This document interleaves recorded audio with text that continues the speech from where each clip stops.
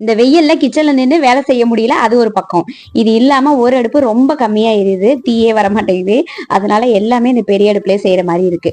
எப்போ ஸ்கூல் திறக்கறாங்க அப்படின்னு எல்லாருமே எதிர்பார்த்த நாள் 8ஆம் தேதியா 12ஆம் தேதியா அப்படின்னு குழப்பிட்டே இருந்துச்சு. கடைசியில இன்னைக்குதான் ஸ்கூல் திறந்தாச்சு எல்லாருக்குமே.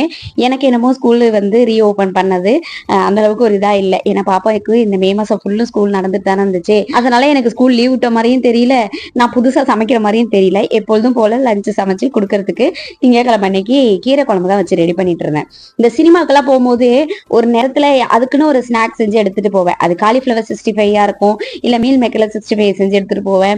இல்லைன்னா கொழுக்கட்டை நீர் உருண்டை இதெல்லாம் செஞ்சு எடுத்துட்டு போவேன். இப்பெல்லாம் அதுக்கெல்லாம் வாய்ப்பே கிடையாது. இப்போ நம்ம மயிலாடுதுறையில கோமன் தியேட்டர் ஓபன் பண்ணிருக்காங்க இல்லையா, அங்கெல்லாம் இப்பெல்லாம் அலோடு கிடையாது. பேக்லாம் செக் பண்ணிட்டு தான் அனுப்புறாங்க.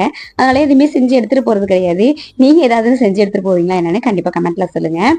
சினிமாவுக்கு போறதுக்காக திங்கட்கிழமை அன்னைக்கு மதியம் வந்து கீரை கூட்டு வச்சுட்டு உருளைக்கிழங்கு வறுத்து சாதம் வடிச்சிட்டு அதோடய விட்டுட்டு பாப்பாவுக்கு ஸ்கூல்லாம் கொடுத்துட்டு அவ வந்ததுக்கு அப்புறம் தான் சினிமாவுக்கு கிளம்பியிருந்தோம். இப்போ ரீசெண்டா வந்திருக்க அர்ஜுன் சாரோட பிளாஸ்ட் மூவிஸ் தான் போயிருந்தோம். உண்மையிலேயே படம் வந்து செம பிளாஸ்ட். ஆக்ஷன் கிங்னா அது அர்ஜுன் சார் தான். ஆனா இந்த படத்துல ஃபேமிலியோட சூப்பரா ஆக்ஷன் பண்ணிருக்காங்க. படம் சூப்பரா இருந்துச்சு. கண்டிப்பா போய் பாருங்க.